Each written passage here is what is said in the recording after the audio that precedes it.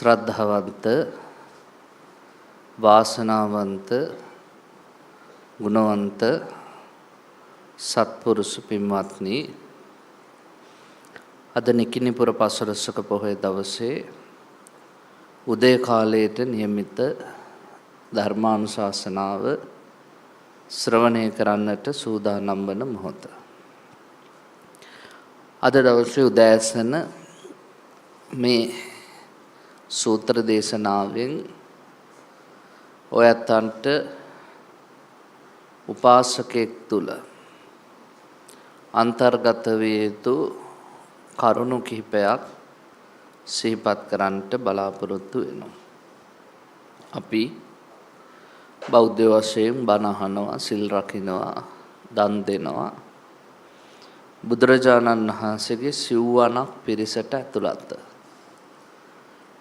දහම තුල කියනවා භික්ෂු භික්ෂුණී උපාසක උපාසිකා කියලා පිරිස් හතරක්. ඉන් මේ උපාසක උපාසිකා කියන පිරිස තුල තිබිය යුතු ගුණධර්ම කිහිපයක් බුදුරජාණන් වහන්සේ පෙන්වා දෙනවා.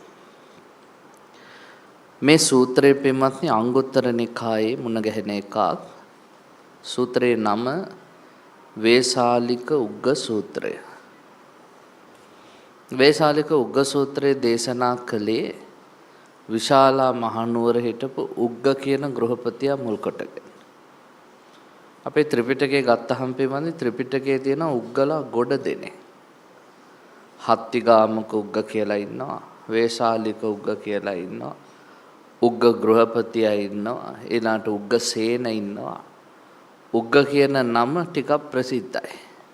ඒ ප්‍රසිද්ධ නම් තියෙනවා. මේ නමත් එහෙමයි. විශාලා මහනුවර හිටපු උග්ග. දවසක් බුදුහාමුදුරුවෝ උදෑසන කාලේ හිමිදිරි පාන්දර කුටියෙන් ඉවතට ඇවිල්ලා භික්ෂුන් වහන්සේලා වත්පිළිවෙත් කරන වෙලාවේ හරි අපූර්ව ප්‍රකාශයක් කළා. මොකද්ද කළේ? බුදුහාමුදුරුවෝ මහණෙනි, මේ විශාලා මහනුවර ඉන්න උග්ග කියලා මිනිස්සේ එයාට තියෙන ආචාර්ය අභූත ධර්ම 8ක්. එහෙම කියලා බුදුහාමුදුරුවෝ කුටියට ගිහිල්ලා දොර වහගත්තා. ඔච්චරයි කිව්වේ. මේ විශාලා මහනුවර ඉන්න උග්ග කියන මිනිස්සේ ආචාර්ය අභූත ධර්ම 8ක් තියෙනවා.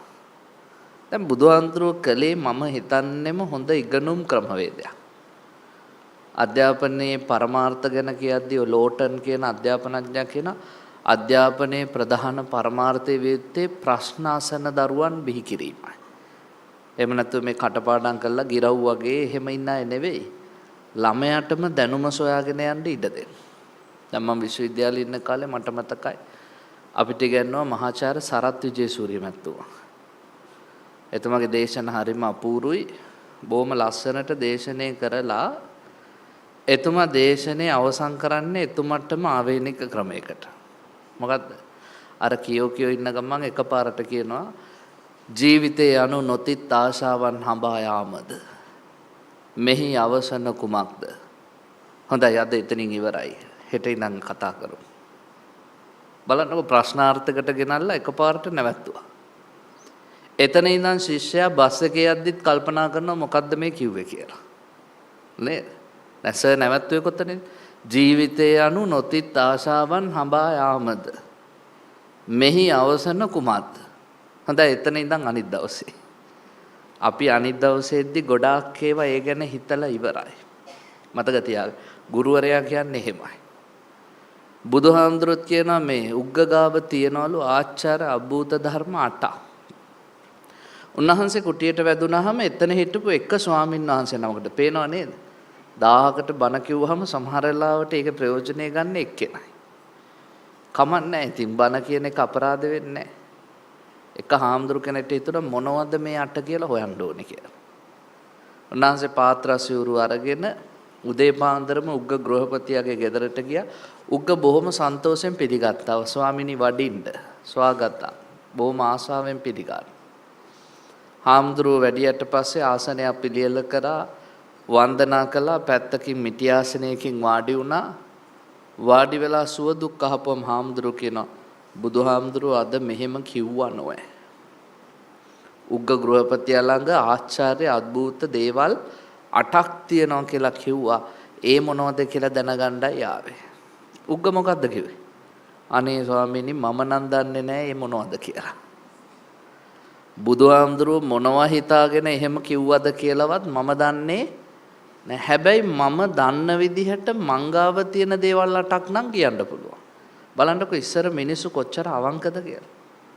දැන් අද පින්වත්නි ඔහොම කිව්වොත් අන්න බුදුහාමුදුරුවෝ කිව්වා ඔයා ළඟ තියනවා කියලා ආචාර්ය අద్භූත දේවල්. ඔව් පේනවනේ බුදුහාමුදුරුවෝත් මාව දන්නවා හොඳට. අපි මහා බොරුකාර මිනිස්සු. දැන් සමහර ලාවට කෙනෙක් තව කෙනෙක්ව අගය කරද්දි මිනිස්සු කියන පේනව නේද? දැන් Taman ළඟ ඒ ගුණයක් නැහැ. නැති කොටත් කියන පේනවනේ ඔන්න අපේ හැටි අහගන්න. ඒ නිසා අපි බොරු කරනකොට උග්ගලා අපිට කියලා දෙනවා ඒක නෙවෙයි කළ යුත්තේ. තමාව හරියට තේරුම් ගැනීම. මම ඔයයන්ට කලිනුත් කියලා ඇති මම කියන සංකල්පේ අපි උඩින් දකින්න මමට වැඩිය වෙනස් එකක්. ඔබත් දන්න මමත් දන්න මම කියලා මම කෙනෙක් ඉන්නවා. අපේ නම ගම විස්තර වයස ඔය ඔබත් දන්න මමත් දන්න මම. දෙවනි මම තමයි ඔබ නොදන්න මම දන්න මම. හංගගෙන ඉන්න හොර වැඩ රහස්. ඔබ නොදන්න මම දන්න. අපි හැමෝටම එහෙම මම කෙනෙක් ඉන්නවා. සමහරු මැරිලා යනවා ගෑණිවත් දන්නේ නැහැ මිනිහවත් දන්නේ නැහැ හංගගෙන හිටපුවා. ඔන්න දෙවෙනි මම. තුන්වෙනි මම කවුද? ඔබ දන්න මම නොදන්න මම. ඒ කියන්නේ අපේ අඩුපාඩු. අපි යනකන් ඉඳලා මිනිස්සු අපිට දෙන චරිත සහතික. අපේ අය විදින විදිය කැතයි. අපි අවුරුදු 80ක් ඉඳලවත් දන්නේ අපි ඇවිදින විදිය කැතයි කියලා. ඒව දන්නේ අනිත් අය. අපි නොදන්න අනුන් දන්න මම. හතරවෙනි මම ඔබත් නොදන්න මමත් නොදන්න මම. මෙතන ඉන්න අපි සසරේ කොච්චර මාර්ගඵල අවබෝධය කෙරෙහි සිත යොමලද? හිත වඩලා කොතනද නතර වෙලා තියෙන්නේ? ධානයට අපි කොච්චර කිට්ටුද? අපි දන්නේ නැහැ. ඔබ දන්නෙත් නැහැ. මන් දන්නෙත් නැහැ. මේ නිසා පින්වත්නි මේ මම කියන එක ගැඹුරින් අධ්‍යයනය කළ යුතු විෂයක්. උග කියනවා මම ඒක හොඳට අධ්‍යයනය කරලා තියෙන්නේ. ඒ නිසා මට කියන්න පුළුවන් මන් ළඟ තියෙන දේවල් 8ක්. බුදුහාමුදුරුවෝ කිව්වේ මොනවද කියලා මන් දන්නේ නැහැ. හාමුදුරුවෝ හොඳයි එහෙනම් ඒ 8 කියන්න. පළවෙනි එක මම මේ වෙලාවේ හැටියට පින්වත්නි බොහොම කෙටියෙන් මේ කරුණු විස්තර කරන්නේ. ඔයත්ෝ විස්තර සහිතව මේ දේශනාව හොඳට ශ්‍රවණය කරන්න ඕන. උග්ග කියනවා පළවෙනිම එක තමයි මං හිතන්නේ මගේ ජීවිතයේ ආශ්චර්යාත්ම අద్භූතාත්මකම සිදුවීම දූරතෝ දිස්සන්ති බුදුහාමුදුරම දුරදිම දැක්ක දවසේ චිත්තම් පසීදි හිත පැහැදිච්ච එක. ඒ කියන්නේ එයා ජීවිතේ පළවෙනි ලාභයේ විදිහට දකින්නේ මොකද්ද? බුදුන් ලැබීම. බුදුරජාණන් වහන්සේ මගේ දිවියට ලැබුණා කියලා කියන්නේ මං හිතන්නේ මට තියෙන පළවෙනි ආශ්චර්ය අద్භූත සිද්ධිය. දැන් අපි එතනින් ගොඩක් වෙනස්. අද ගොඩක් මිනිසුන්ගෙන් අහලා බලන්නකෝ. ඒගොල්ලෝ කියනවා මගේ ජීවිතේ මට ලැබිච්ච හොඳම තෑග්ග අපේ නෝනා. මට හම්බෙච්ච හොඳම තෑග්ග ඔයා. ඔය කියනවනේ ගොඩක් වෙලා වැලන්ටයින් දවසට උපන්දිනේ දවසට. ඔයා තමයි මට හම්බෙච්ච හොඳම තෑග්ග. උග්ග කියනවා මට හම්බෙච්ච හොඳම තෑග්ග බුදුහාමුදුරුවෝ. ඒක හොඳම තෑග්ග විදිහට යම් කෙනෙක් දකිනවා නම් පින්වත්නි ඊට වැඩිය දෙයක් ලෝකේ නෑ. අපි සරණ ගිය බුදුහාඳුරෝ දැක්කත් ඇති වැන්දත් ඇති අපිට සුගතියට යන්න මඟ පාදන කෙනෙක්. යම් හේකින් ඔබ බුදුරජාණන් වහන්සේට පැහැදුනා නම් ඒක තමයි ලෝකේ තියෙන අග්‍රම පැහැදීම. අග්‍රම පැහැදීමටපත් වෙච්ච අයට ලැබෙන විපාකත් අග්‍රයි. එහෙමනේ බුදුහාඳුරෝ දේශනා කරේ යේ බුද්ධේ පසන්නා සෝ අග්ගෝ පසන්නා. අග්ගෝ කෝපන පසන්නා නම් අග්ගෝ විපාකෝ හෝති. එසා බුදුහාඳුරන්ට පැහැදීම ලේසි පහසු එකක් නෙවෙයි. මේ උග්ග කියනවා එතනින්ම තමයි ජීවිතේ පටන් ගත්තේ. ඒ කියන්නේ ශ්‍රද්ධාව ඇති වුණා. යමෙක් බුදුරජාණන් වහන්සේ කෙරෙහි නොවෙනස් වෙන ශ්‍රද්ධාවක් ඇති කර ගැනීමම ඔහුට ජීවිතේ මහා ලාභයක් ලබන්න හේතුවක්. එනම් පින්වත්නි මේ උග්ග ගෘහපතියා කියන උපාසකයට තියෙන්න ඕන පළවෙනි මේක මොකද්ද? ශාස්ත්‍රුන් වහන්සේට තියෙන අවනතකම. ශාස්ත්‍රුන් වහන්සේට අවනතයි වගේම ශාස්ත්‍රුන් වහන්සේ අපේ හද මඩලේ වැඩ ඉන්න ඕනේ. එතකොට අපිට ඕනම ක්‍රියාවලියකදී ඕනම වචනයක් පිට කිරීමේදී අපි සංවරයි. මොකද බුදුහාමුදුරුවෝ අපේ හදවතේ වැඩ ඉන්නවා. මම මේ දේ කරන්න හොඳද? මම මේ දේ කියන්න හොඳද? මෙහෙම සිතුවිලි මගේ හිතට එන එක හොඳද? භාග්‍යතුන් වහන්සේ මා දකීවි. එහෙමනේ අපි හැදෙන්න ඕන. බුදුහාමුදුරුවෝ දේශනා කරනවා මේ ලෝකයේ තුල ඔබ ස්ථිර වශයෙන් හදවතට එකඟව බුදුන් සරණ ගියා නම් ಗುಣ වශයෙන් හිත හිතා ඒකාන්තයෙන්ම මරණයෙන් පස්සේ ඔබ යන්නේ සුගතියේමයි. බුදුහාමුදුරුවෝ ගැන පින්වත්නි හරිම ගෞරවාන්විත වගේම අවබෝධයෙන් යුක්තව තමයි හිතන්න ඕනේ. දැන් සමහර ඉන්නවා ගෞරවය පමණයි. බුදුරජාණන් වහන්සේට මල් පහන් පූජා කර. හැබැයි ඊටත් වැඩිය වටිනවා භාග්‍යවතුන් වහන්සේ දේශනා කරන අවබෝධය. ඥාන සංප්‍රයුක්ත කුසලය. බුදු ගුණ බුද්ධානුස්සතිය තුල වැඩෙන්නෙම ඥාන සංප්‍රයුක්ත කුසලයක්මයි. ඒක නිවන් මාර්ගටත් හේතුවක්. එසා උග්ග කියනවා පළවෙනි එක ඕකයි දුරදිම දැක්ක දවසේම හිත පැහැදුනා. දෙක ස්වාමීනි එදා ඉඳන් මං බුදුහාමුදුරන්ව ළඟින් ආශ්‍රය කළා. පෛරුපාසන කළා. බුදුහාමුදුරුවෝ මට අනුපිළිවෙල කතාවෙන් බණ කෙව්වා. මොකද අනුපිළිවෙල කතා? දාන කතා, සීල කතා, සග්ග කතා, කාමානං ආදීනවං, ඕකාරං සංකිලේශ. එහෙම තමයි බුදුහාමුදුරන්ගේ පිළිවෙල. ඔයත් කවදාවත් හිතන්න එපා බුදුහාමුදුරුවෝ මිනිස්සු ආපු ගමන් ඉඳගන්න කියලා පටිච්චසමුප්පාදේ චතුරාර්ය සත්‍ය දේශනා කළා. කවදාවත් කිව්වේ නැහැ. බුදුහාඳුරන්ට ඕන වුණා මිනිස්සුන්ට කල්ල චිත්තං මුදු චිත්තං විනීවරණ චිත්තං ඒ කියන්නේ මෘදු සිතක් මොලොක් සිතක් නීවරණ නැති සිතක් පහළ වෙනකන් අර මූලික කරුණු ටික පැහැදිලි කරන්න. බේසික් නැතුව පින්වත්නි ගොඩාක් ලොකු තියරි වලට යන්න බෑ. එනිසා බුදුවරු ඉස්සෙල්ලම දේශනා කළේ පිළිවෙල කතාව. දන් දෙන්න, දන් දුන්නාම මෙහෙමයි. ඔයත්තන්ට සුගතිය දුගතිය කියලා දෙකක් තියෙනවා. පව් කරාම දුගතියට වැටෙනවා, පින් කරාම සුගතියට යනවා. සිල් රකින්න සීලෙන්මයි මිනිස්සුන්ගේ ජීවිතේ සුගතියටපත් කරන්නේ. ඊළඟට සග්ග කතා ස්වර්ගය ගැන, දිව්‍ය ලෝකය ගැන, කාමානං ආදීනවා මේ පංචකාමයේ තියෙන ආදීනවය ගැන, ඕකාරං සංකිලේශ කෙලෙස් සංහිඳීම ගැන. ඔන්න බුදුවරු අපිට බණ කියපු හැටි. ස්වාමීනි එහෙම බුදුහාඳුරු අනිපිළිවෙල කතා කියද්දි මගේ හිත මොලොක් වුණා. මගේ හිත මෘදු වුණා. මගේ හිත පිරිසිදු වුණා. නීවරණ යටපත් වුණා. අන්න ඒ වෙලාවේ බුදුහාඳුරු මට සාමුක්ඛංශික දේශනාව දේශනා කළා. ඒ කියන්නේ දුක්ඛ සමුදය නිරෝධ මග්ග චතුරතර චතුරාර්ය සත්‍ය. දුක දුකට හේතුව මිදීම සහ මාර්ගය. මේ හතර දේශනා කළ. ස්වාමීනි පිරිසිදු රෙදි කඩකට සායම් උරනවා වගේ ඒ ධර්මයේ මගේ හිතට ඇතුල් වුණා. මං හිතනවා මගේ ජීවිතේ මට ලැබිච්ච දෙවනි භාග්‍ය ධර්මය ලැබීමයි. කොච්චර වටිනවද? එනිසා මේ මිනිහෙක්ගේ ජීවිතය තුළ උපාසකයෙක්ගේ ජීවිතය තුළ තියෙන්න ඕනේ දෙවනිම එක ධර්මය නැතුව මොනවද තිබ්බත් වැඩක් නැහැ පිටුවා. මනුස්ස වෙලා ඉපදිච්ච අපිට අපි හිතනවා සල්ලි තිබ්බහම ඔක්කොම හරි කියලා, ගෙවල් තිබ්බහම ඔක්කොම හරි කියලා, නෝනලා මහත්තුරු හිටියාම ඔක්කොම හරි කියලා, දරුවෝ හිටියාම ඔක්කොම හරි කියලා. හැබැයි ධර්මයේ නැත්තම් ඔය මොනවද තිබ්බත් වැඩක් නැත. ධර්මයෙන්මයි අපේ ජීවිතය හැම මොහොතකම ආලෝකමත් කළේ. මිනිස්සු අද ඉපදිලා පින්වත්නි හොඳට කාලා බීලා නිදියලා පැටව හදලා මැරිලා යනවා. ධර්මයෙන් තොරයි. බුදුහාමුදුරුවෝ දේශනා කළ මනුස්ස රූපයෙන් ඉපදිලා තිරිසන් වගේ මැරිලා යනවා කියලා. ඒ බල්ලෝ කරන්නේත් ඔය ටික. eating, drinking, sleeping and having sex. පූසෝ කරන්නේත් ඔය ටික, ඌරෝ කරන්නේත් ඔය ටික, ඔටුවෝ කරන්නේත් ඔය ටික. මිනිස්සු වෙලා ඉපදිලාත් ඔය ටික නම් කරන්නේ රූපෙන් මනුස්ස. මැරෙද්දි මැරෙන්නේ තිරිසනේ වගේ. ඒ නිසා ධර්මයෙන්මයි අපි සුවපත් කළේ. මෙයා මේ කියනවනේ අර පිරිසිදු රෙද්දකට සායම් උරනවා වගේ ධර්මය අවබෝධ වුණා කියලා. අපි බලමු එතකොට එයාට මොකද්ද ලැබිච්ච මාර්ගඵලය කියලා. ඒ ගැනත් එයා සඳහන් කරනවා. මේ ලෝකයේ තුල දෙවණියට උපාසකයට තියෙන්න ඕනේ එහෙනම් මොකද්ද? ධර්මයට තියෙන කැමැත්ත. ධම්මෞෂධ සමන්නත්ති ඒතම් පිබත. ධර්මයේ වගේ සමාන ඖෂධයක් නැහැ.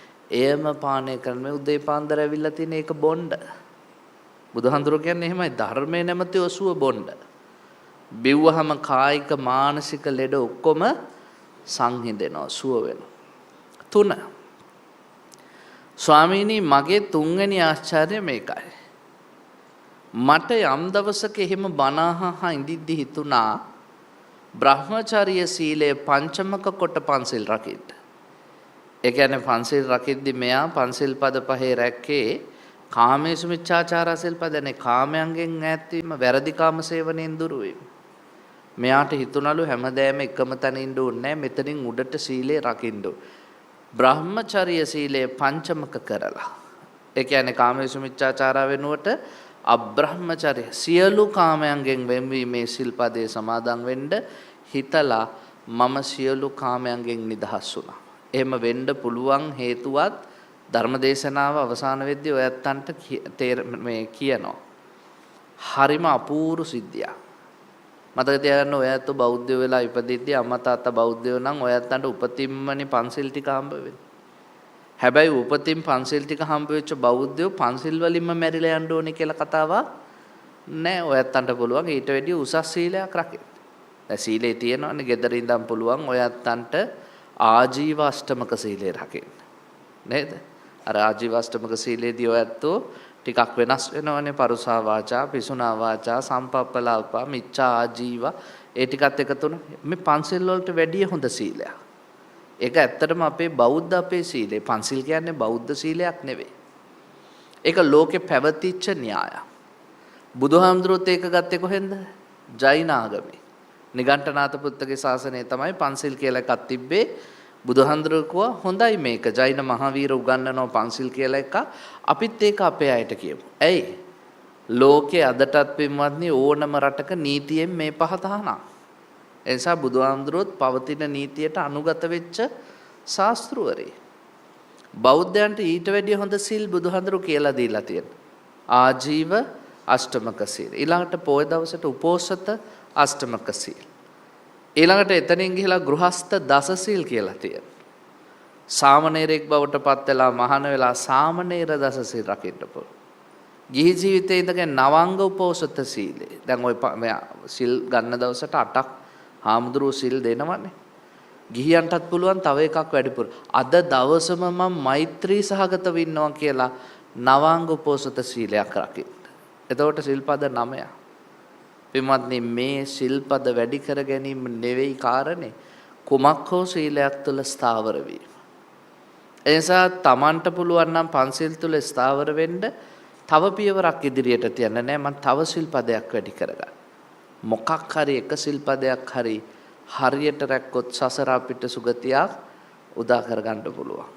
ඒ නිසා මේ මනුස්සයා කියනවා මම බ්‍රහ්මචර්යාව ජීවිතේ පංචමක කරලා තියෙන සීලයක් රැක්කා. ස්වාමීනි මට ඒ කාලේ වෙනකොට ගෙදර හිටියා තරුණ බිරිඳෑවරු 4 දෙනෙක්. මං ගෙදර ඇවිල්ලා කිව්වා නංගී දැන් මම බ්‍රහ්මචර්ය සීලේ රකින්නවා. ආයි කාමයන් නම් පරිහරණය කරන්නේ නැහැ. ඒ නිසා කැමති කෙනෙක් කැමති තරම් දීපල අරගෙන තමන්ගේ අම්මා තාත්තා ළඟට යන්න, කැමති කෙනෙක් මේ ගෙදර මාත් එක්ක මැරෙනකන් ඉන්න, තවත් කවුරු හරි ස්වාමියෙක් එක්ක සම්බන්ධකම් තියෙනවා නම් හොරෙන් පැනලා යන්න එපා, මට කියලා මොනවා හරි දීපල ටිකකුත් අරගෙන යන්න. මරු නේද? නෝනලා 4 දෙනෙක්. මුස්ලිම් නෙමෙයි බෞද්ධ. නෝනලා 4 දෙනෙක් ඉඳලා ගෙදර. ඒ කාලේ මිනිස්සු එක අතකින් වාසනාවන්තයි නේද? දැන් පිරිමින්ට එහෙම බෑනේ. 4ක්. දැන් එහෙම යන්න කිව්වහම මොකද උනේ? වැඩි හිටියම බිරිඳ ඇවිල්ලා කිව්වලු අනේ මම අහවල් පිරිමි කෙනත් එක්ක සම්බන්ධයක් තියනවා, පුළුවන් නම් මට යව බඳලා දෙන්න. ස්වාමීනි මම මේ මිනිස්සයව ගෙන්නලා වම් අතින් ඒ මිනිහාගේ අත අල්ලලා දකුණු අතින් බිරිඳගේ අත අල්ලලා අතපැම් වක් කරලා සතුටින් බාර දුන්න දෑවැද්දකුත් එක්ක. සමහර නෝනලා ඉන්නවනේ එහෙම ගෙදර මිනිස්සයා ඉදිද්දි ස්පෙයා වීල් එකකුත් තියාගෙන ඉන්නවනේ තව වැඩිපුර. මෙයා එහෙම බන්දලම දුන්නා ගෙනියන්න. 2 දෙවනි භාර්යාව ඇවිල්ලා කිව්වා මට අම්මා ගාවට යන්න ඕනේ. හා හොඳයි. දීපල ටික දුන්නා යවුවා. 3 වෙනියයි 4 වෙනියයි කොන්නේ අපි ඔබට සලකගෙන මේ නිවසේදීම ඉන්නවා. උග්ග ගෘහපතියා කියනවා ස්වාමීනි තරුණ ලස්සන බිරිඳෑවරු 4 දෙනෙක් ඈත් කරද්දිවත් මගේ හිතට වෙනසක් ආවේ නැහැ. මං ඒ තරම් සීලයෙන් රසවත් වෙලා. සීලයෙන් ඒ තරම් මගේ හිත පෝෂණය කරගෙන. එසා තුන්වෙනි මේ උපාසකයාගේ ලක්ෂණය මොකද්ද? සීලය තුල ස්ථාවර වේ. ඔකට තව ලස්සන වචනයක් කියනවා ආර්යකාන්ත සීලය. ස්වාමීනි මගේ හිත වෙනස් වුන්නේ. එසා මට පුළුවන් වුණා කාමයන්ගෙන් නිදහස් වෙන්න සිල්වත් වෙන්න. හතරවෙනි කාරණය උග්ග සඳහන් කරනවා ස්වාමීනි මගේ ගෙදර භෝගයන් ගොඩක් තියෙනවා. හොඳට මට දීපල තිබ්බා, යාන වාහන තිබ්බා, වස්තු සම්භාරයන් තිබ්බා. යම් දවසක මට හිතුණා මේවා අතහරින්න ඕනේ කියලා. දන් දෙන්න ඕනේ කියලා. එදා ඉඳන් මම ස්වාමීනි මෙච්චරක් දිය යුතුයි, මෙච්චරක් නොදිය යුතුයි, මේ අයට දිය යුතුයි, මේ අයට නොදිය යුතුයි. එහෙම කිසිම බාධකයක් නැතුව කවුද ඉල්ලන්නේ ඉල්ලන කෙනාට අවශ්‍ය දේ දුන්නා. කවදාවත් ඉවත් කරන දේ විතරක් නෙවෙයි මන් දන් දුන්නේ. අපි දැන් ගොඩක් වෙලාවට පින්වත්නි අපිට අවශ්‍ය ටික තියාගෙන වැඩිපුර තියෙන ටිකනේ දන් දෙන්නේ. මෙයා කියනවා මේක මට ප්‍රයෝජනවත්ද නැද්ද? එහෙම එකක් නැහැ. මේ දේ මට ඕනේද නැද්ද? එහෙම එකකුත් නැහැ. කෙනෙක් යම් දෙයක් ඉල්ලුවා නම් ඒ අයට මම ඒ දේවල් දුන්නා. මම පුළුවන් තරම් මේ හැම දෙයක්ම දිදී සතුටු වුණා. ඒ කියන්නේ උපාසකයේ ඊළඟ ලක්ෂණය අතහැරීම. අතහැරීම තුලම සතුටු වීම.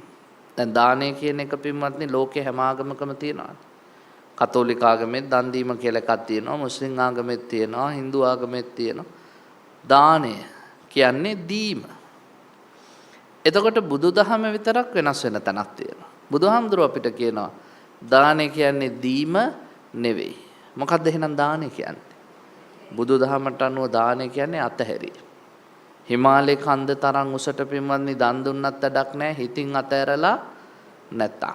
ඒ නිසා දෙයක් පූජා කරාම පින්වත්නි එතනින් අතහැරලා දාන්න. ආයේ ඒ දෙකන අවශ්‍යතාවයක් මතු කරගන්න එපා. නම් ඔයත්තන්ට මට මතකයි කලිනුත් කිව්වා අර මාහෝ සුමේද හාමුදුරුවෝ ගැන.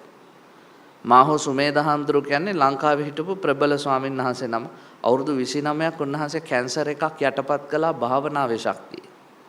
බලංගොඩ ආනන්ද මෛත්‍රී හාමුදුරන්ගේ ජීවිත කතාපතේ උන්වහන්සේ කියනවා මාහෝ සුමේද හාමුදුරුවෝ මාර්ගඵලලාභියෙක් වෙන්න පුළුවන් කියලා. ඒ තරම් ශ්‍රේෂ්ඨ යතිවරුන් වහන්සේලා.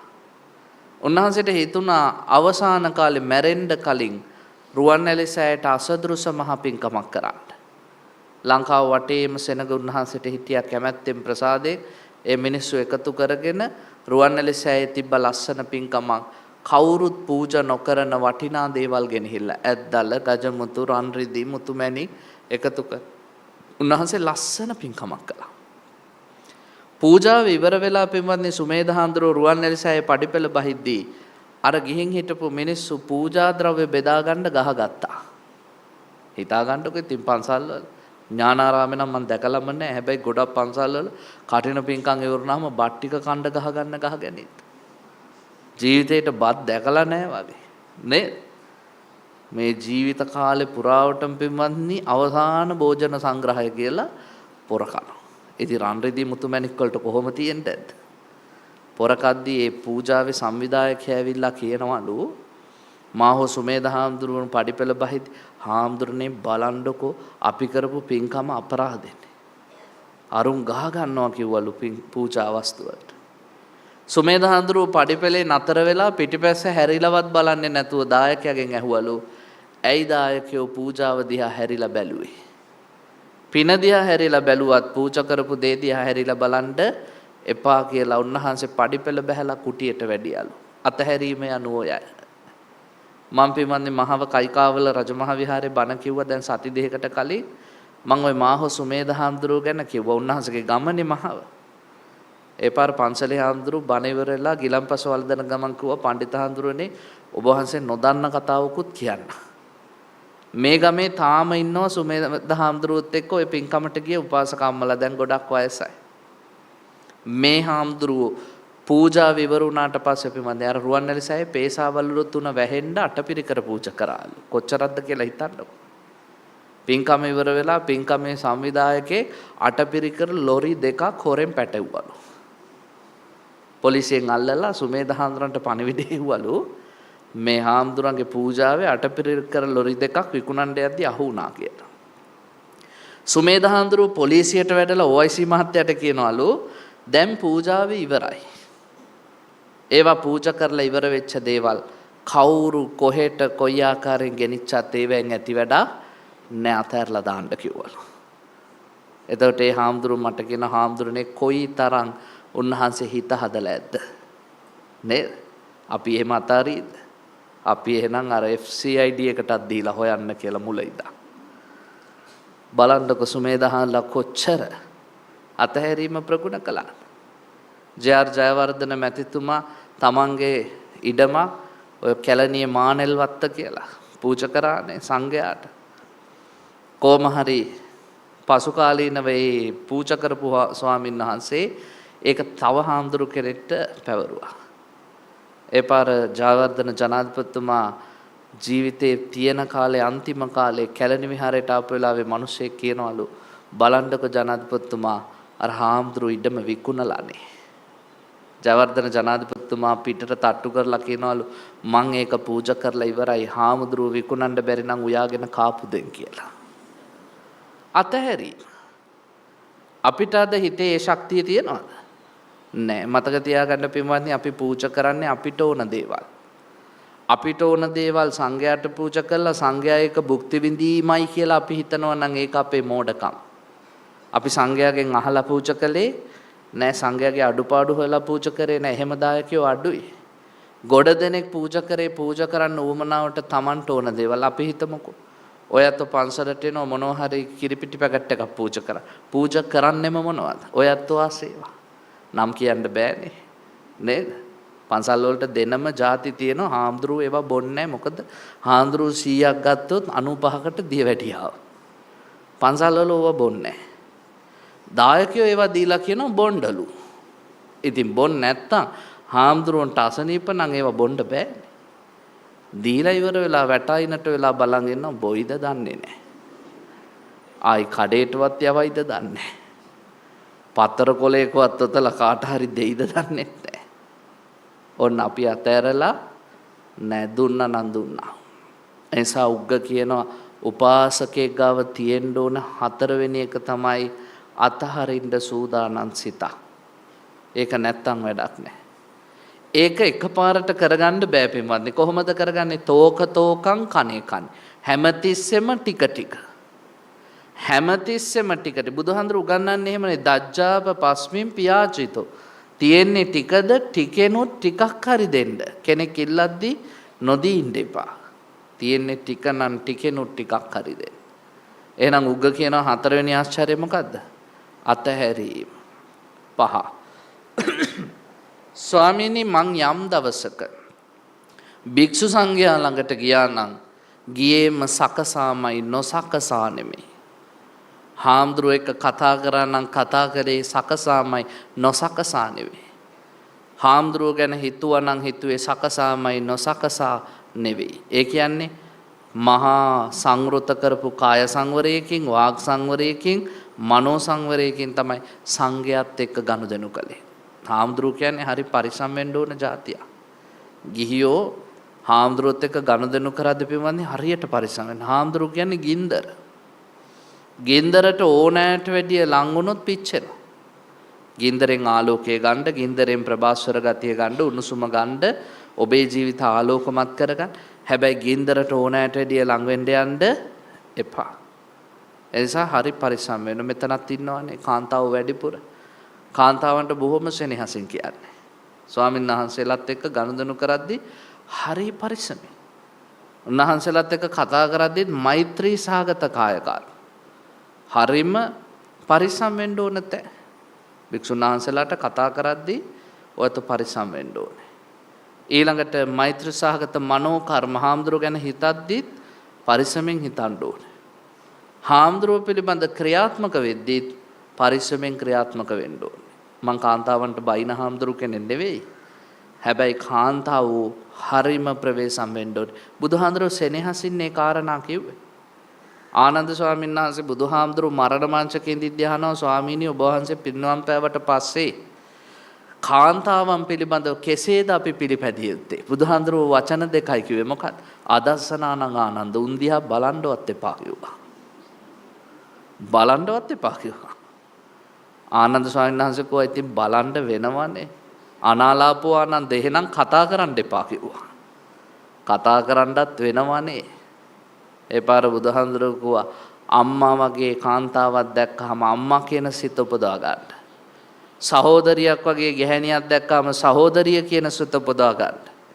දරුවෙක් දියණියක් වගේ ගැහැණියක් දැක්කම මේ මගේ දුවෙක් කියන හිත උපදවා. එතනින් එහාට නම් ආනන්ද යන්න එපා. ගියොත් කඩුවක් අතින් අරගෙන බෙල්ලට තියාගෙන ඉන්න වදකෙක් හැතිරියක් කියලා හිතාගෙන කතා කරන්න කොයි වෙලේ බෙල්ල කපයිද දන්නේ නෑ. ඒ හාමුදුරන්ට පරාජිකාපත්ති වලින් එකක් නේ ඔය කාන්තාව. එතකොට මහානකම නැති වුණොත් හිස නැති මලකඳ වගේ කවන්දේ වගේ. වැඩක් නෑ. මහානකමත් නෑ, උපසම්පදාවත් නෑ. කාන්තාව එච්චරට පලිබෝධයක් විදියට දකින්න කිව්වා. මං කියන්නද කාන්තාවන්ට බුදුහාමුදුරුවෝ දාපු නම? තරහ වෙන්න එපා ඈ. හෙට ඉඳන් ඔය hinamusu මූණින්ම පන්සල් එන්න ඕනේ. කාන්තාවන්ට බුදුහාමුදුරුවෝගේ මාරයාගේ තොණ්ඩුව කියලා. මේ ඔක්කොම මාරයාගේ තොණ්ඩු. හාමුදුරුවන්ට කිව්වා ඒ නිසා හරි පරිස්සමෙන් කොයි වෙලාවෙ තොණ්ඩුව බෙල්ලට දාලා හිර කරයිද දන්නේ නැහැ කියලා. ඉතින් ඒ නිසා හරි පරිස්සම. ටෙලිෆෝන් කෝල් එකක් ගත්තත් පින්වත්නි හරි පරිස්සම. ගෞරවේ නේද? භික්ෂුන් වහන්සේලාත් එක්ක කතා කරද්දී හරිම පරිස්සම් වෙන්න ඕනේ. ස්වාමීන් වහන්සේලාට අනවශ්‍ය විදිහට කතා කරන්න නම් ගිහියෝ නෙමෙයි පැවිද්දොත් එහෙමයි. භික්ෂුන් වහන්සේලාත් බොහොම ලස්සනට ගිහියෝ එක්ක ගනුදෙනු කරන්න ඕනේ. පිරිමි උදවියත් ගැහැණු විතරක් නෙමෙයි පිරිමිත් එහෙම. මට දැන් ඊයේ හවස මම බණකට යද්දී කතා කරා කොහෙන්ද වන්නේ? හාඳුනේ මේ ගාල්ලේ මං කෝ බුකින් එකක් දාලා තියෙනවා. මං අහ මොකටද හෝටලයකින් කණ්ඩද? නෑ මේ බණකට බුකින් එකක්. මං කිව්වා ඔයාගේ බණ කවදද කියලාවත් මට ඔළුවට එන්නේ නෑ. හැබැයි මං බණට එන්නේ නෑ. ඒ පාර වෙයි මං කියන්නේ මං සත්පුරුෂ මිනිස්සුන්ගේ ගෞරවාන්විත ආරාධනා වලට යනවා බුකින් වලට යන කෙනෙක් නෙවෙයි. ඕන කෙනෙක්ට කියලා බණ කියා ගන්න කියලා ෆෝන් එක තිබ්බා.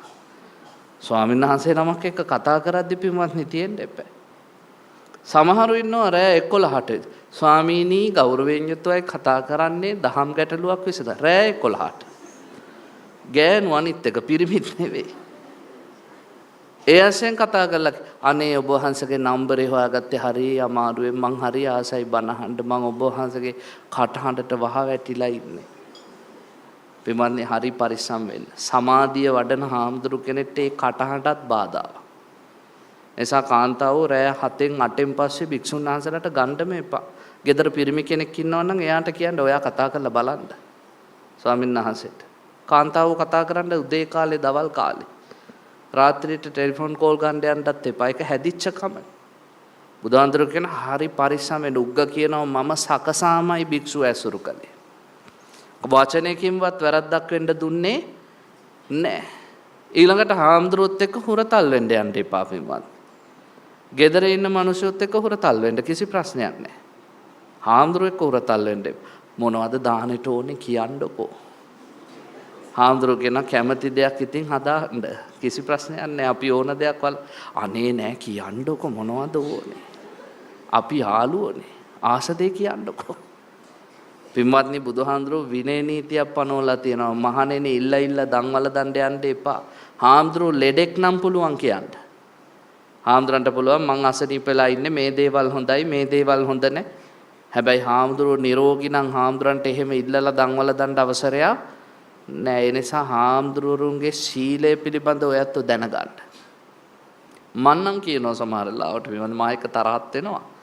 කරන්න දෙයක් නෑ. අපේ පන්සලෙත් ඔහොම අහලා අනේ කියන්නකො මොනවද මං වෙන ලෝකෙක ඉන්නේ.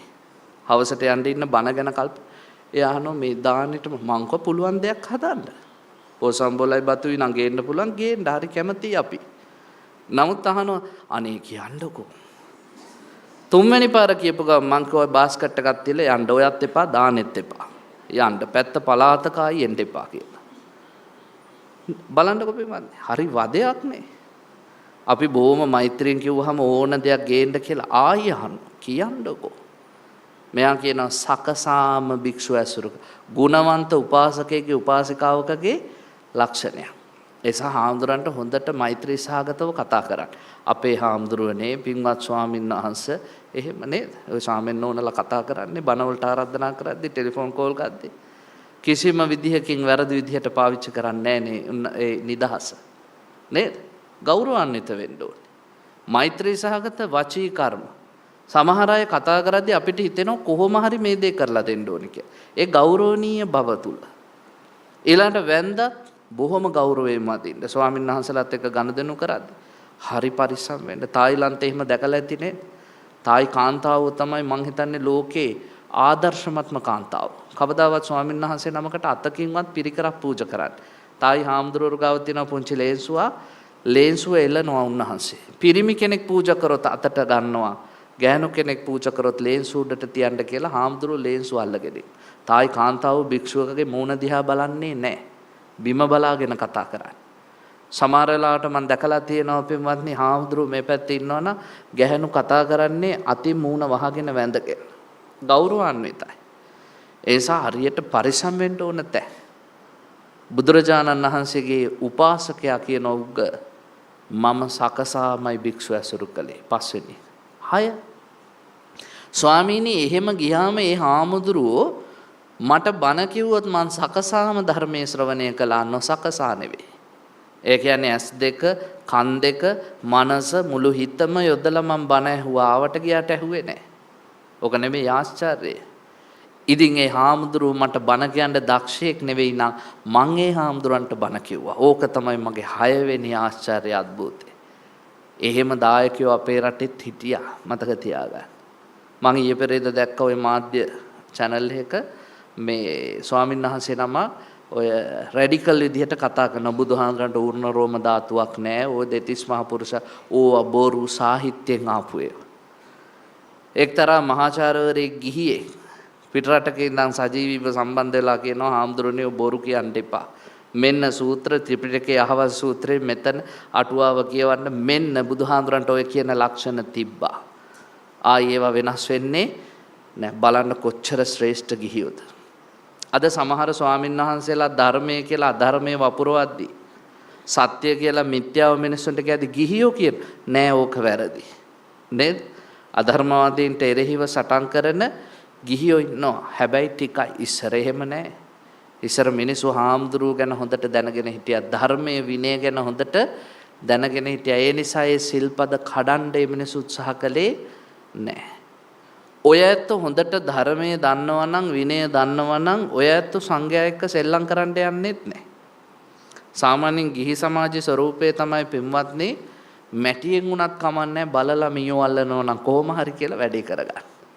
අර අපි එකට ලස්සන වචනයක් කියන තැනේ හැටියට ඇනේ ගහනවා කියලා. ගිහියෝ හරි දක්ෂ කොහොම හරි කමන්නේ ස්වාමීන් වහන්සේ තැනේ හැටියට ඇනේ ගහන්න ඕනේ කියලා. ඒ තැනේ හැටියට ඇනේ ගහන්න යන ගිහියන්ට සමහර වෙලාවට ඇන ගහන්න මිටි නැති වුනහම අතකොළු විදිහට ගන්නවා හාමුදුරුවම. ඇයි හාමුදුරුවගේ විනය සීමාව දන්නේ නැහැ. ඒකනේ විශ්වවිද්‍යාලයට යන හාමුදුරුවෝ ඔය උද්ඝෝෂණ වල මුලින්ම යන්නේ. ඒගොල්ලෝ ඒගොල්ලන්ගේ විනය පිළිබඳව දන්නේ නැහැ. ඊට පස්සේ පොලිසියෙන් ගුටි කද්දි දුවණ්ඩයි බැරියර් පෙරලණ්ඩයි අර කඳුළු ගෑස් කණ්ඩයි කෝ විනය සීමා ගිහියෝ දැනන් ඉන්න ඕනේ. ඒ වෙලාවට විනය දන්න ගිහියා කියන්න ඕනේ ස්වාමීන් වහන්සේ මේක ඔබ වහන්සේට හොඳ නෑ නේද? ඔබ වහන්සේලා මේ දේවල් කරන්න එපා. අපේ පන්සල් වල ඉස්සර හිටියා පින්වත්නි හවසට පන්සල් වෙන උපාසක මහත්තුරු ටික. දැන් නෑ එහෙමයි. ඉස්සර වයසක සීයලා පන්සලට ගොඩ වෙනවා හවසට. මොකටද පිරිත් කියන්නද? නෑ. ලොකු හාමුදුරුවොත් එක්ක කයියක ගහ ඉඳලා තේ කෝප්පයක් බීලා ගෙදර යන්න රෑ වෙලා ගියේ. අර කෑලි පහේ ටෝච් එකක් අරගෙන ඇවිල්ලා ඉඳගෙන පඩිය උඩින් කියෝ හිටියා. ඔය තාත්තලා තමයි පන්සලේ බාහිර වටපිටාව හැදුවේ. ඒගොල්ලෝ තමයි පැත්තකට අඩ ගහලා පොඩි හාමුදුරන්ට කිව්වේ පොඩි හාමුදුරනේ ඔය යන ක්‍රමේ නම් හොඳ නැහැ. ගමේ මිනිස්සු ඔකට කැමති නැහැ මෙහෙමයි හැදෙන්න ඕනේ. අපි ලොකු හාමුදුරන්ට ඔය ටික කියන්න කලින් මේ කිව්වේ පොඩි හාමුදුරුවෝ හැදෙන්න ඕනේ. ලොකු හාමුදුරන්ට ඔක්කොම කියලා කියන්නේත් ඒගොල්ලොම තමයි. හැබැයි මතක තියාගන්න එහෙම සංඝයා රැක ගන්න දායක පිරිසක් අපිට හිටියා ගහට පොත්ත වගේ පොත්තට ගහ වගේ. අද වැඩි හිටියෝ වැරදි මොනවද කියලා දන්නෙත් නැහැ, විනය දන්නෙත් නැහැ, සීමා දන්නෙත් නැහැ, ගුණවන්තකමක් දෙන්න දැනුමුතුකමක් දෙන්න දන්නෙත් නැහැ. ඔහේ සද්ද නැතුව ඉන්නවා. ඒගොල්ලෝ දන්නෙත් නැහැ මේවා කැපද මේවා අකපද කියලා. උග්ග කියනවා මම ස්වාමීනි ධර්මයෙන් සන්නද්ධයි. විනයෙන් සන්නද්ධයි. මං හොඳ ඇසූ පිරූ තැන් තියෙන කෙනෙක්. යම් ස්වාමීන් වහන්සේ නමක් මට බණ කියන්න දන්නේ නැත්තම් මං උන්වහන්සේට මෛත්‍රී සහගත සිතින් බණ කිව්වා. අන්න එහෙමයි ගිහි සමාජයත් හැදෙන්න ඕනේ. උපාසකෙක් කියන්නේ බුදුහාමුදුරන්ගේ ධර්මයේ බර කරට ගත්ත කෙනා. එහෙම නැතු හාමුදුරුවෝගේ දෙයක් ඕක හාමුදුරුවෝ කරගත්ත දෙයක් කියලා අතහරින කෙනා උපාසකයා නෙවෙයි. මේ ශාසනේ හාමුදුරුන්ගේ නෙවෙයි. කාගේද? සිව්වනක් පිරිසගේ. භික්ෂු, භික්ෂුණී, උපාසක, උපාසිකා. එහෙම බර කරටගත් ගිහියෝ තමයි පින්වත්නි නියම උපාසක ස්වරූපෙට පත් වෙන්නේ. එහෙනම් එයා කියනවා 6 වෙනි කාරණේ මොකද්ද? සකසාම බණ ඇහුවා. මට බණ කියන්න දන්නේ නැති හාමුදුරුවන්ට මම බණ කිව්වා. 7. ස්වාමීනි මගේ ජීවිතයේ තියෙන 7 වෙනි ආශ්චර්ය අద్භූතේ තමයි සමහර රාත්‍රී කාලවල මාව බලන්න දෙවිවරු ආවා. දෙවිවරු ඇවිල්ලා මට කිව්වා මේ බුදුහාමුදුරන්ගේ ධර්මේ නම් මනාකොට කියන ලද්දක් සොක්කාතයි නෝ. අනේ ස්වාමීනි බුදුහාමුදුරන්ගේ ධර්මයේ සොක්කාතයි කියන්න මට දෙයියෝ එන්න ඕනේ නෑ. මම සොක්කාතයි කියලා හොඳටම දන්නවා. ඒකේ ප්‍රතිඵල භුක්ති විඳින කෙනෙක්. ධර්මයේ ප්‍රතිඵල අද්දුටු කෙනෙක්, ප්‍රත්‍යක්ෂ කෙනෙක්. ඒ නිසා මට තියෙන ආශ්චර්ය අද්භූත ඒක නෙවෙයි. මොකක්ද ආශ්චර්යය? දෙයියෝ මන් ළඟට එනවා කියලාවත් දෙයියෝ මං එක්ක කතා කරනවා කියලාවත් මගේ හිතේ වෙනස්කමක් ඇති වෙන්නේ නැහැ. ඒ කියන්නේ මාන්නයක් එන්නේ නැහැ. ඔන්න මන් තරම් ලොක්කෙක්. දැන් බලාපල්ලා දෙයියොත් මා එක්ක කතා. එහෙම එන්නේ නැහැලු යාට. අපිට නම් පින්වත්නි දෙයියෝ කතා කරන්න දෙවේ. නිකන් හීනකින් ඡායා මාත්‍රයක් හරි දැක්කොත් පහුවෙන්දට අපි ගහ ගන්නවා බෝඩ් එකක් දේවාරූඩයෙන් සාත්තර කියනු ලැබෙයි කියලා. එහෙමනේ අද ඉන්න අය. පොඩි වෙවුලිල්ලක් එහෙම ආවොත් ඇඟේ නිකන් මීමැස් මොර ගතියක් ඇවිල්ලා ආරූඩයක් එනවා. එහෙමනේ. අද දැකලා නැද්ද පිස්සු ගෑනු? පිස්සු පිරිමි දේවාරූඩේ. මම දැකලා තියෙනවා කොළඹ සමහර බණවලට යද්දි මහ විශාල කුණු කානුවක් යනවා පල්ලෙහෙන් උඩ කොන්ක්‍රීට් එකක් දාලා දේවාලයක් හදලා කියනවා දේවාරූඩෙන් සාත්තර කියනවා. අනේ දෙයියන්ට වෙන වැඩක් නැද්ද මේ මුඩුක්කු ගානේ රින්ගන්න? අර දිව්‍ය විමානවල මං හිතන්නේ වැඩ නැතුව ඇති. මේ මුඩුක්කු ගස්සේ රින්ගන්න දෙයියන්ට. දෙයියෝ මිනිසුන්ගේ ඇඟේ තියෙන කිලි ගඳට පිළිකුල්. මතක තියාගන්න යොදුන් ගානක් ඈත ඉඳන් මනුස්ස ලෝකෙ දිහා බලන්න. එච්චරටම මේ මිනිස්යන්ගේ ඇඟෙන් එන ගඳට දෙවියෝ අප්‍රියයි. ඉතින් ඔයත් හිතන්නකො මේ නව දොරකින් කුණු වැగిරෙන දෙතිස් මහා කුණපයන් තියෙන මේ කුණු ඇඟට දෙයියෝ ආරූඪ වෙනවා නම් ඒක සම්පූර්ණ මිත්‍යාවක් නේ. එන්නේ මල පෙරේතයෝ දෙයියෝ නම් නෙවෙයි. ඒසා මතක තියන්න උග්ග කියනවා මම දෙවියන්ගේ ප්‍රියතාවයටපත් වෙච්ච කෙනෙක්. ඒ නිසා මට දෙවියන්ගේ එහෙම ඇල්බම් බැල්ම තියනවා කියලා මාන්නයක් වැඩෙන්නේ නැහැ. අර බුදුහාඳුරෝ අපිට දේශනා කරා නේද දේවාපිතස්ස පිහයන්ති දෙවියෝ පවා ප්‍රිය වෙනවා කියලා. කොයි වගේ අයටද? ඉන්ද්‍රිය සංවර කරපු මාන්නකාරකම නැති ඊළඟට අටලෝ දහමේ නොසැලෙන සිත් ඇති ආශ්‍රව ප්‍රහාණය කරන්න උත්සාහ කරන අයට දෙවියෝ ප්‍රියයි. ඔයත් එහෙනම් මොකද කරන්න ඕනේ? දෙවියෝ සතුටු කරගන්න. කාබයිට් ගහපු පළතුරු තියලා වැඩක් නැහැ. කට්ටකු මංජල් සාම්බ්‍රාණි ඇල්ලුවා කියලා වැඩක් නැහැ. දෙවියෝ සතුටු වෙන්නේ නැහැ. දෙවියෝ සතුටු වෙන්නේ කොතනින්ද? ඉන්ද්‍රිය ටික සංවර කරන්න. ඊළාට ඔය ආශ්‍රව කියලා පැහි පැහි තියෙනවනේ සසරේ අනාතිමත් කාලයක ඉඳන් මොනවද? කාම, භව, අවිජ්ජාශ්‍රව, ditthියාශ්‍රව. ඔය හතර ටික ටික අඩු කරන්න. ඊළාට මාන්නේ ලොකුකම නැති කරගන්න අටලෝ දහමේ නොසැලී ඉන්න දෙවියෝ ප්‍රියයි. උපාසකයාගේ 7 වෙනි ගුණ ධර්මය මොකක්ද එහෙනම්?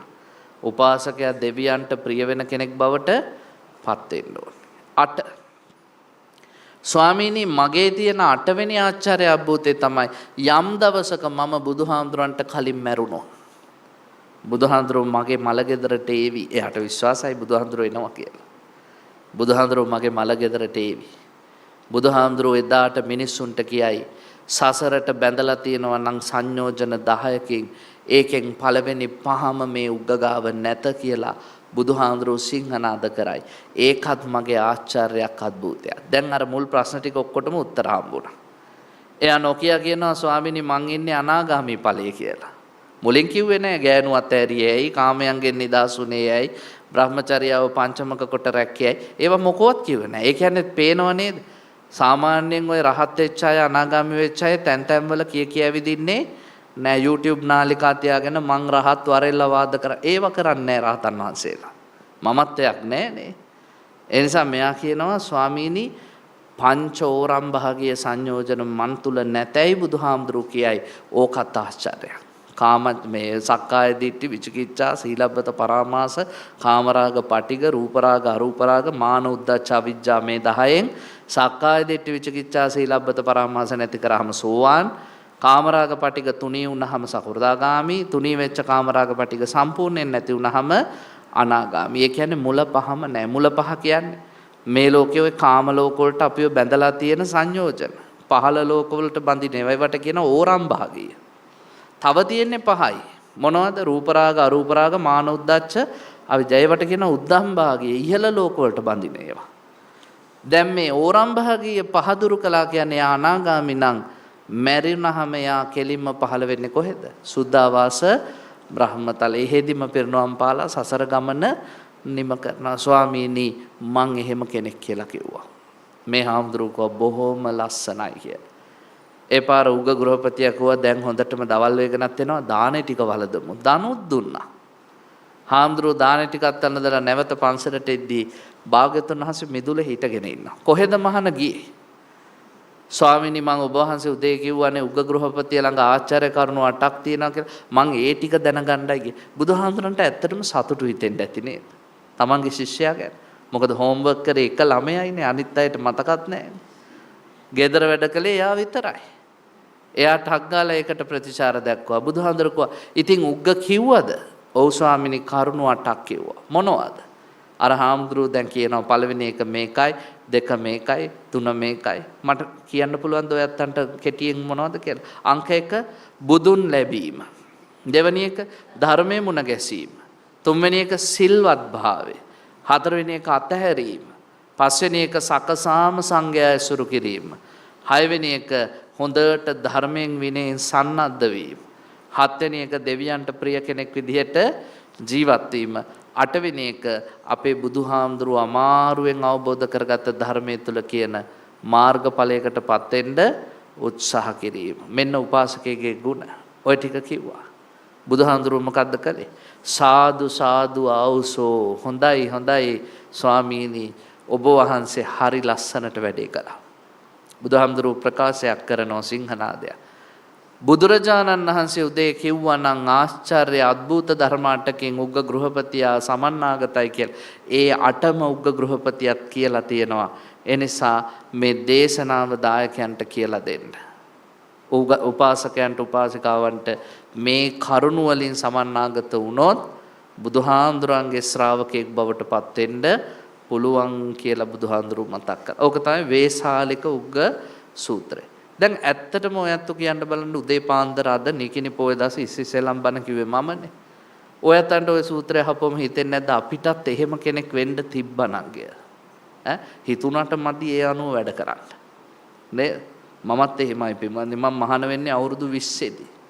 මං අවුරුදු 20 දී මහාන වෙද්දි ගිහියෙක් විදිහට මහාන වෙලා ඉවරයි. මගේ ගමේ පන්සලේ හාමුදුරන්ගේ සියලු ආවතේව කරමින් මම හිමීට නිකන් හිතන්නකෝ මමත් ඉගෙන ගත්තේ කොළඹ ඉස්කෝලේක විශ්වවිද්‍යාලෙත් යන ගමන් මං කාටත් හොරා මගේ ಗುಣධර්ම ටික දිනු කළා. කවුරුත් දන්නේ නැහැ. එළියෙන් ඒගොල්ලෝ හිතන්නේ අනේ මේ කෙලිලොල් වයසේ ඉන්න සෙල්ලක්කාර කොල්ලෙක් කියලා. හැබැයි හිත මම හරියට හදලා තිබ්බා. ඒසා ඔයත්තන්ටත් පුළුවන් බැරි කමක් නැහැ ඔය කරන රසාවල් කරන්න. ගෙවන පෞල් ජීවිත ගෙවන්න ලෝකයට හොරා කිය කරන්න ගියොත් මේවා කරන්න හම්බ වෙන්නේ නෑ. ලෝකයට හොරා ඔබ ලෝකයෙන් එතර වෙන්න අදිෂ්ඨාන කරන්න. උග්ගල කියන්නේ එහෙම මිනිස්සු. එළියෙන් බලන මිනිස්සු කියන්නේ ඇති මුන් හොඳට සැප විඳගෙන ගෑනු හතරක් තියාගෙන එහෙම කියලා. හැබැයි උග්ගල ලෝකයටත් හොරා ලෝකෙන් නිදහස් වෙච්ච මිනිස්සු. ඒවා දන්නේ බුදුහාමුදුරුවෝ විතරයි. ඒවා දන්නේ රහතන් වහන්සේලා විතරයි. ඒකනේ බුදුහාමුදුරුවෝ උග්ග කියන්නත් කලින් කිව්වේ උග්ග ළඟ මෙහෙම ಗುಣධර්ම තිබේ කියලා. නිසා ඔයත් ඔයත්ගේ ಗುಣධර්ම සපුරගෙන සසර ගමන සුවපත් කරගන්න අදිෂ්ඨාන කරගන්න ඒ සඳහා මේ අහපු ධර්මයේ උපනිශ්‍රේම වේවා කියලා සාදු කියලා ප්‍රාර්ථනා කරන්න. නමස්කාර.